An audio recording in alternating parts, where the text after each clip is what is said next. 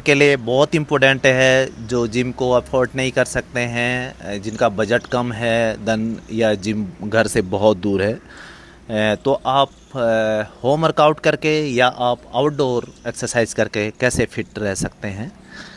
Then आपने सबसे पहले स्ट्रेचिंग करना है 10 से 15 मिनट। उसके बाद आपने वार्म अप करना है। फिर आपने सपाटे लगाने हैं। जिस तरीके से मैंने दिखाया गया है इस तरीके से आपने सपाटे परफॉर्म करने हैं।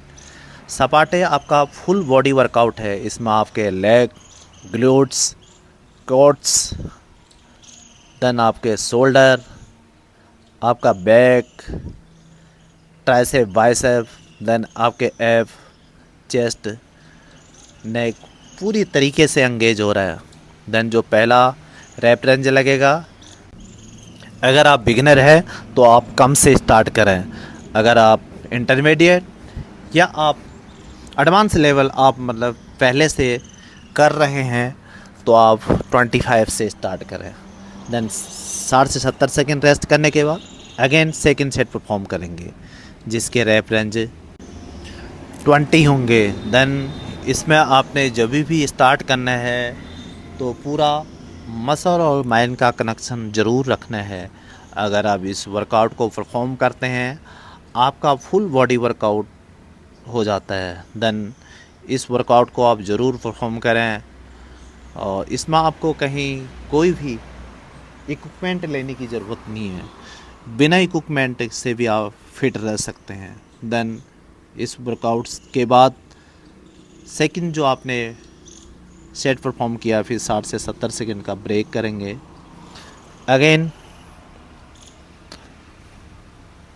जो तीसरा सेट परफॉर्म करेंगे इसके रैप रेंज होंगे 15। आपने जब भी ऊपर की तरफ उठना है पूरी तरीके से ऊपर उठना है। देन उसके बाद आप नीचे जाते हो, नीचे पूरी तरीके से स्ट्रेच करना है। तभी आपका एक बेहतरीन तरीके से वर्कआउट लग पाएगा। देन उसके बाद आपने 60 से 70 सेकंड का ब्रेक करना है। ब्रेक के दौरान आप पानी पी सकते हैं थोड़ा बहुत। देन अभी लास्ट सेट इसका परफॉर्म करेंगे, जिसके रैप रेंज होंगे 12। इसमें भी आपके पूरे मसल एंगेज होंगे। देन ब्रेक, जब भी आप ब्रेक करते हैं ब्रेक के दौरान एनी एक्टिविटी नहीं करना है, आपने मसल को रेस्ट देना है। नेक्स्ट हनुमान दंड परफॉर्म करेंगे। ये हमारे प्राचीन दंड है। इससे भी पूरा शरीर एक्टिव होता है, फुल बॉडी वर्कआउट है। और इसमें सबसे बढ़िया जो हमारे टेस्टोस्टेरोन हार्मोन होते हैं, देन हमारा जो पेल्विक फ्लोर होता है वो पूरी तरीके से एंगेज होता है। ये बेहतरीन वर्कआउट है। देन इसका जो पहला रैप रेंज लगेगा 15 का लगेगा। फिर आप ब्रेक करेंगे 60 से 70 सेकंड का। अगेन सेकंड सेट परफॉर्म करेंगे, जिसके रैप रेंज होंगे 12।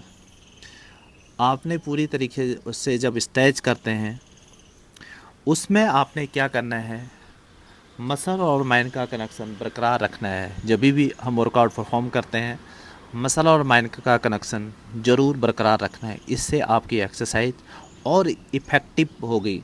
देन आपका मसल के ऊपर जोर जाएगा।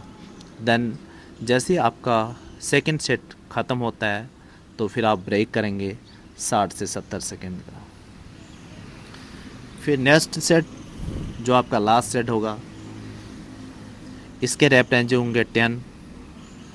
आपने कंटिन्यू पहले लेग, लेफ़्ट, देन फिर राइट, पूरा ऊपर की तरफ स्ट्रेच करना है। अगर आप इन वर्कआउटों को परफॉर्म करते हैं आपके शरीर की एनर्जी पावर एक बेहतरीन लेवल का बनता है। देन ब्रेक करेंगे। ब्रेक के बाद आपने स्क्वाट परफॉर्म करना है। जो पहला स्क्वाट होगा इसके रैप रेंज होंगे 15। इसमें आपने कमर सीधी रखना है और नीचे की तरफ जाना है तो वहाँ पे थोड़ा सा होल्ड करना है, फील करना है। ये हमारा टेस्टोस्टेरोन हार्मोन को रिलीज़ करता है। देन लेग एक हमारा फाउंडेशन है। फिर आपने 60 से 70 सेकंड का रेस्ट करना है। अगेन सेकंड सेट परफॉर्म करेंगे, जिसके रैप रेंज होंगे 12। लेग क्या होता है, हमारे फाउंडेशन है, जैसे घर का फाउंडेशन मजबूत होता है तो घर मजबूत बनता है, ऐसे ही लेग भी हमारे बॉडी के फाउंडेशन है। अगर हमारे लेग मजबूत होंगे, जितने हमारे लेग मजबूत होंगे, हमारा लोअर बॉडी अच्छा होगा, उतना अपर बॉडी अच्छी बनेगी। देन फिर ब्रेक करेंगे 60 से 70 सेकेंड। फिर नेक्स्ट सेट परफॉर्म करेंगे, जिसके रैप रेंज होंगे 12।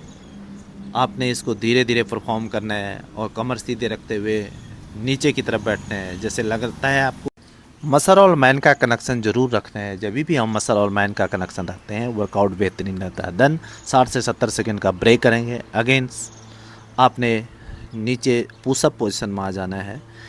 ये आपका एब्स के लिए बहुत इम्पोर्टेंट है। इससे आपके लोअर एब यानी आपका बेली फैट दोनों पूरी तरीके से एंगेज होते हैं। देन अगर इस वर्कआउट को आप परफॉर्म करते हैं, आपके एब बहुत जल्दी वेजेबल हो जाते हैं। फिर उसके बाद ब्रेक करेंगे। ब्रेक के बाद नेक्स्ट सेट परफॉर्म करेंगे, जिसके रैप रेंज होंगे 12। इसमें आपने पूरी तरीके से लेफ़्ट राइट यानी अपने एब्स को पूरी तरीके से आपने एंगेज करना है। देन मसल और माइंड का कनेक्शन ज़रूर रखना है। सेकंड सेट परफॉर्म ख़त्म होने के बाद आपने 60 से 70 सेकेंड का ब्रेक करना है। नेक्स्ट जो तीसरा सेट परफॉर्म करेंगे, इसके रैप रेंज आपके 10 होंगे। आपने धीरे धीरे किक मारना है अंदर की तरफ, जिससे आपके पूरे एप एंगेज होंगे। फिर आपका ब्रेक 60 से 70 सेकेंड का।